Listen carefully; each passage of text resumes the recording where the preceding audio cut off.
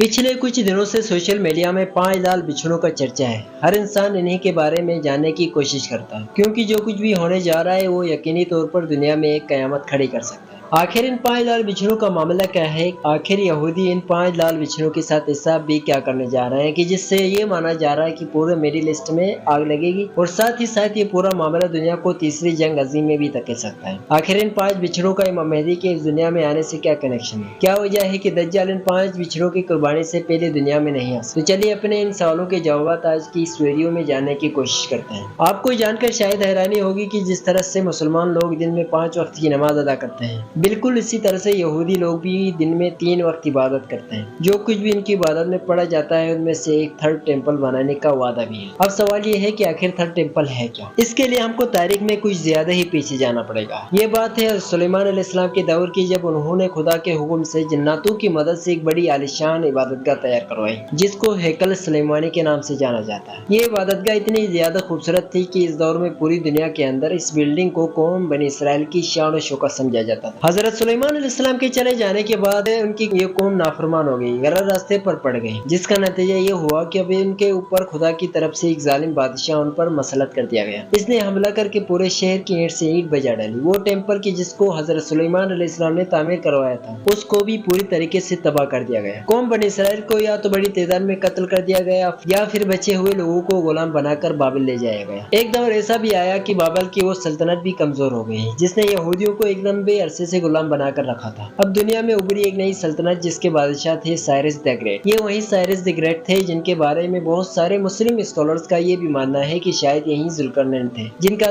जिक्र कुरान में मौजूद है। उन्होंने बाबिल के इस पूरे इलाके को फतह करके अपनी सल्तनत में मिलाया। यहूदियों को न सिर्फ आजाद किया बल्कि उनके तबाह किए गए टेम्पल को भी बनाने में हर तरह से मदद की। इस तरह से यहूदियों की इबादतगाह दोबारा तैयार करवाई, जिसको नाम दिया गया सेकंड टेम्पल। लेकिन ये किस्सा यहीं पर खत्म नहीं होता है। वक्त गुजरता गया, फिर दौर आया 72 ईस्वी का, जब इस दौर के सुपर पावर रोमन एम्पायर के एक कमांडर ने इस पर हमला किया और शहर बाबिल को तबाह करने के साथ ही यहूदियों के इस टेम्पल को भी आग के हवाले कर और हमेशा हमेशा के लिए खत्म कर। तब से लेकर आज तक यहूदी लोग अपने इस थर्ड टेम्पल को बनाने का बड़ी बेसब्री से इंतजार कर रहे हैं। लेकिन अब उनको लगता है कि फाइनली उनका वक्त आ चुका है, क्योंकि आज के दौर में यहूदी कौम जितनी ज्यादा ताकतवर हो चुकी है, इतना तारीख में कभी भी नहीं रहा। दोस्तों, तौरात की किताबुल इजाद के मुताबिक थर्ड टेम्पल की बुनियाद रखने वाले यहूदी रबियों का पाक होना जरूरी है, मगर इस पाकी को हासिल करने के लिए कुछ गाय के बछड़ों की कुर्बानी दरकार होती है, क्योंकि इन बछड़ों की कुर्बानी के बाद जब उनको जलाया जाएगा और उनके जलने के बाद जो राख बनेगी और उस राख को जिस पानी में डाला जाएगा, उस पानी के जरिए से ही इन रबियों को पाक किया जा सकता है। यही इसराइल के ज्यादातर कट्टर यहूदियों का न सिर्फ अकीदा है बल्कि उनके मुताबिक थर्ड टेम्पल की बुनियाद रखने की पहली रस्म है। यहाँ पर आपको बताता चलो कि इसराइल में तो काफी पहले ही टेम्पल इंस्टीट्यूट नाम के एक ऑर्गेनाइजेशन की बुनियाद रखी गई थी, जिसका मकसद भी थर्ड टेम्पल को बनाने के तमाम रास्तों को आसान करना था। यह ऑर्गेनाइजेशन पिछले एक लंबे वक्त से पूरी दुनिया के अंदर 5 ऐसी खास बछड़ों की तलाश कर रही थी जो पूरी तरीके से सुर्ख रंग के हों। लाख कोशिशों के बावजूद भी ये लोग कामयाब नहीं हो पा रहे थे। हालांकि बताया जाता है कि उनको सन 1997 और 2000 में इस तरह के कुछ बछड़े मिल भी गए थे, लेकिन बाद में इन बछड़ों को यहूदी रबियों की तरफ से रिजेक्ट कर दिया गया, क्योंकि उनके मुताबिक ये शराइत पर नहीं उतर रहे थे जो इनकी किताबों में मौजूद है। 22 साल के बाद यानी सन 2022 में अचानक से ये खबर निकल कर आई कि फाइनली यहूदी इन 5 बिछड़ों को ढूंढने में कामयाब हो चुके हैं, कि जिनको वो एक लंबे वक्त से तलाश कर रहे थे। अमेरिका के टेक्सास इलाके में मिले इन 5 बिछड़ों को भारी रकम देकर खरीदा गया। उनको लीगल तरीके से फौरन ही अमेरिका से इसराइल की तरफ ट्रांसफर किया गया। तब से लेकर अब तक लगातार इन 5 बिछड़ों को वेस्ट बैंक के किसी खुफिया इलाके में पाला जा रहा था। रिपोर्ट के मुताबिक जिन 5 बिछड़ों को खुफिया तौर पर वेस्ट बैंक के किसी इलाके में पाला जा रहा था, वो 2024 अप्रैल के महीने में 3 साल की हो रही है। क्योंकि तौरात में जिन शराइत का जिक्र है, इन शराइत में से एक शर्त ये भी है कि टेम्पल बनाने से पहले जिन 5 बिछड़ों की कुर्बानी की जाएगी उनकी उम्र 3 साल से ज्यादा की होनी चाहिए। अब सवाल यह है कि आखिर इस पूरे मैटर को लेकर इतना शोर क्यों? अगर यहूदी लोग अपना थर्ड टेम्पल बनाते हैं तो बनाने दो, इससे किसी दूसरे को क्या परेशानी हो सकती है। लेकिन नहीं दोस्तों, मामला ये है कि कट्टर यहूदी लोगों का ये दावा है कि उनका वो हजारों साल पुराना टेम्पल इसी जगह पर मौजूद हुआ करता था, और तीसरा टेम्पल उनके लिए बनाना इसलिए भी जरूरी है क्योंकि उन शराइत के साथ جب وہ تھرڈ ٹیمپل بنا لیں گے تب ہی وہ اپنے اس مسیح کو بلانے میں کامیاب ہو پائیں گے، جو اس دنیا میں آ کر ان کی قسمت کو بدل کر رکھ دے گا اور ان کے لیے اس طرح کی ایک سلطنت قائم کرے گا جس طرح کی سلطنت حضرت سلیمان علیہ السلام کے دور میں ہوا کرتی تھی۔ حالانکہ یہاں پر انٹرسٹنگ بات یہ ہے کہ بہت سارے اسکالر کے مطابق یہودی جس مسیح کا انتظار کر رہے ہیں وہ مسلمانوں میں دجال کے نام سے جانا جاتا ہے، جس سے مقابلہ کرنے کے لیے آخری دور میں نہ صرف امام مہدی موجود ہوں گے بلکہ اس کو ختم کرنے کے لیے حضرت عیسیٰ علیہ السلام کا بھی دوبارہ نزول ہوگا۔ تو آسان لفظوں میں مطلب یہی نکل کر آتا ہے کہ اگر تھرڈ ٹیمپل کی بنیاد رکھی جائے گی تو مسجد اقصیٰ کی شہادت ہوگی۔ شاید یہی وجہ ہے کہ غزہ میں جو جنگ حماس اور اسرائیل کے درمیان شروع ہوئی تھی اس کو بعد میں فلسطین کے عام لوگوں کی نسل کشی میں بدلا جا چکا ہے، تاکہ جب فلسطینی اپنے بچوں کے وجود بچانے کے لیے لڑ رہے ہوں گے تو آخر وہ مسجد اقصیٰ کی شہادت کو کیسے روک پائیں گے۔ باقی جہاں تک معاملہ فلسطین کے علاوہ باقی مسلم دنیا کا ہے تو ان میں سے تو زیادہ ملکوں کی حکومتوں کا یہ حال ہے کہ اگر ان کو اسرائیل کی طرف سے اچھے پیسے دیے جائیں تو شاید وہ خود ہی تھرڈ ٹیمپل بنانے کا ٹھیکہ